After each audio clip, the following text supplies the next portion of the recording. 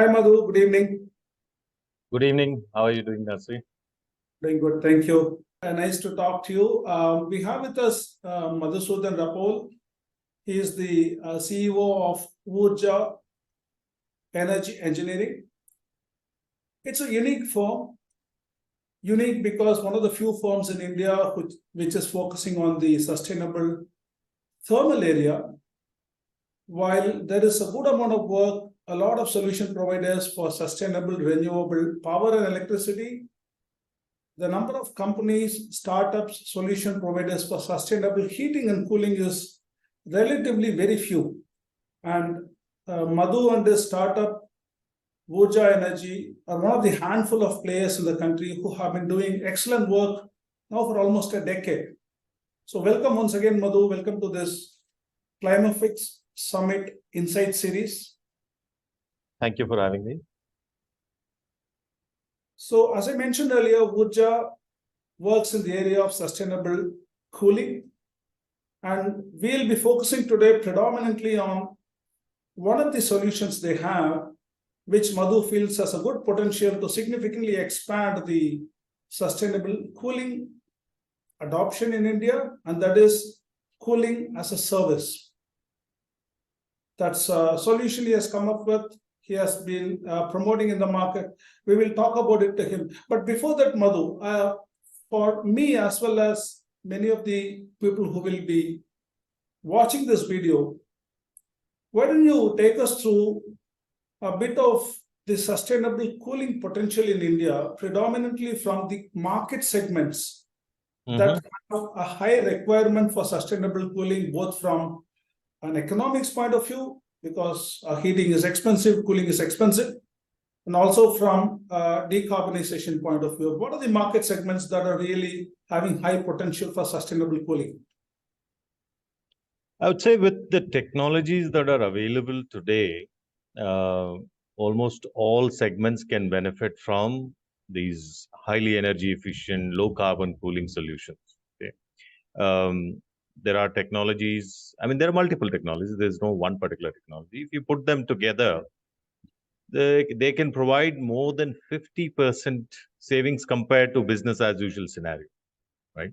So if you take such savings, low carbon cooling is viable for almost all segments. But segments that are heavily dependent on cooling for their daily operations would be the greatest beneficiaries. Now, these would be your hospitals, hotels, airports, warehouses, where they use air conditioning almost throughout the year, where it is used for more than 8,000 hours in a year. So for such segments, high operational savings, will result in today ROIs of less than maybe 1.5 to 2 years. Other segments like malls or commercial offices also, the paybacks are less than 3 years. So you could say it is viable almost for any segment. It may vary a little bit. And it also depends if there is any specific technology that we are talking about, because some of the technologies have paybacks less than 6 months. So I would say all segments should evaluate the options that are available for them in this space before making investment in a cooling solution. But if I were to take the top segments, it looks like the commercial building segment. Yes, commercial buildings would be so quickly going on to that, you are looking at the commercial buildings segment sector growing very fast in India. Malls are propping up all over the place, and they are growing in width and height and breadth. So are hospitals, so are a whole lot of service sectors. And for many of these, as you pointed out, the cost of cooling is a fairly high percentage of the total cost of operations. So why hasn't sustainable cooling taken off in India in a big way, in spite of the fact that there is economics in favor of it, and many of these sectors also want to decarbonize? Why hasn't it taken off rapidly? I do not hear this happen at too many places today. Why is it so? There are many reasons, but we can focus what I think would be two major ones. And first and foremost is very obvious that the perceived cost of these higher cost of low carbon solutions. This is because today the entire purchase decision is based on the lowest first cost or capex cost, what we call, right? Almost no one calculates the operating cost of low energy or basically air conditioning over 15, 20 years of life. Just a week ago, I was in a meeting with a customer and we did an analysis for them who they operate a 24-hour facility. And we calculated that the operating cost of 1 ton of AC was in excess of 15 lakh rupees over a 15-year period. We considered a slight bit of electricity cost escalation. Now compare that 15 lakhs of operating cost to maybe first cost of not more than 35,000 rupees per ton, right? It's when you look at these numbers, it's almost a no-brainer to choose a cooling system that provides you a highest efficiency. But in commercial buildings, when one is in a project mode, completing the project in the lowest cost is prioritized. That's why the total cost of ownership approach is completely neglected. So if in some ways, the project economics can be viewed in the total cost of ownership instead of first cost ownership basis, then the things will change. Otherwise, everybody wants to do their project in the lowest cost. Now, other reason, which I believe could be more a structural reason. If you see, all players in the industry are incentivized to sell more cooling, more tonnage every quarter on quarter, year on year, right? Now, structurally, therefore, it is not designed to encourage selling lesser cooling or lesser tonnage year on year.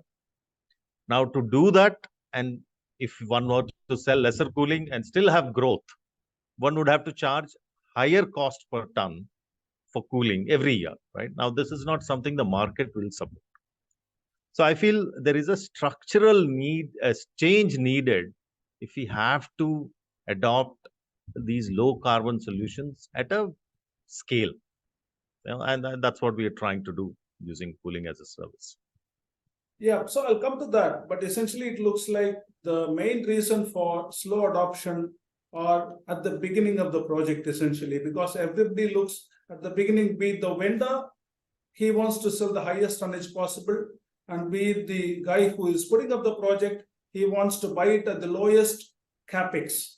So Correct. all the challenges happen at the front, whereas a huge cost happens after the sales is made when the operations are being done. So that's where I presume your cooling as a service comes in, because it takes a capex and, if I understand right, tries to make it into an OPEX. Why don't we hear a bit more about your cooling as a service and how it could have the potential to overcome at least some of the key challenges? Sure. So offering energy efficient cooling as a service can definitely overcome the hurdles we just discussed. Then the pricing, and therefore, the decision making that is based on pricing shifts from paying for a box to paying for what that box delivers, right? So we go from paying for an AC unit to air conditioning itself. And in this case too, the customer is looking at the lowest cost, even this. But that is possible in the new scenario. The lowest cost can be given only if you have highly energy efficient cooling system. Now, this is similar, the model is similar to what Salesforce did to CRM market, or what Google or Amazon did to the server market, right? A cooling as a service will make the AC unit irrelevant. Customers will pay a monthly bill just like they pay for electricity, right? I mean, whatever cooling you have consumed, you will pay for that. Today, we don't own power plants, but we use electricity and pay for it, right? So this model will structurally change the industry and will force the players to implement energy efficient cooling to stay competitive, to be able to provide a price that the customers will buy the service at.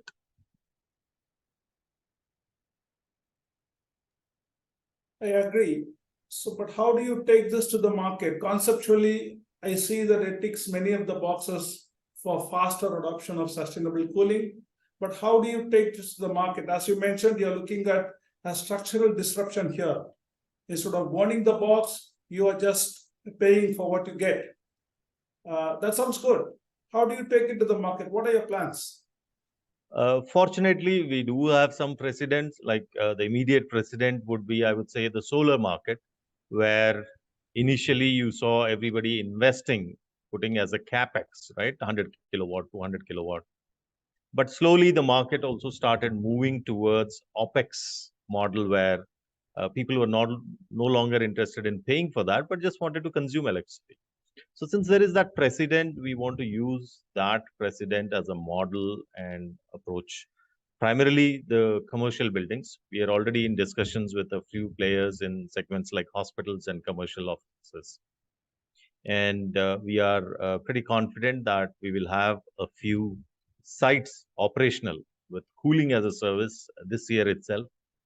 And I am pretty positive that once people see that this model is working, more and more investment is going to come. And since this is going to be similar to assets that solar industry has created with annuity income, I'm sure many investors will see this also as a asset class that generates year on year, month on month revenue, and will lead to this industry taking firm root and growing from here.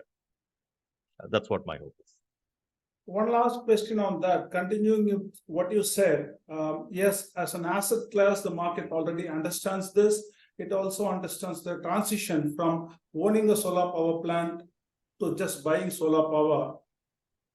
But when it comes to the focus for you, would it be the greenfield buildings who will be approached for this, or would you also be approaching guys who are already there, the existing malls, the existing hospitals? The challenge I see with the latter is they already have the asset, they have already bought the chilling system, they've already bought the air conditioner, and these are 10, 15-year-old assets. So would you be going more towards the greenfield buildings, or would you also be looking at existing building stock?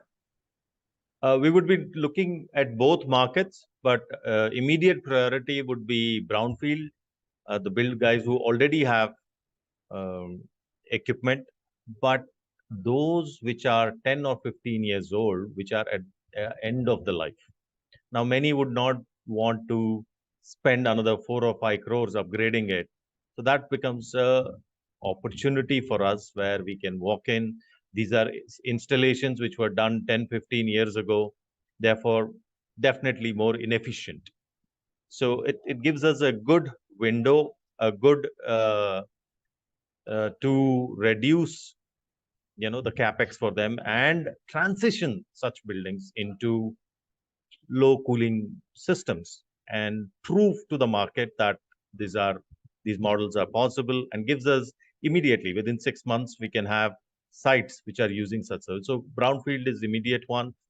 We are talking to greenfield, but greenfield will see this service coming into action only from a year or year and a half from now. Madhu, thank you very much for your time, and all the very best for your sustainable cooling as a service. Thank you. Thank you. Thanks a lot for having me again.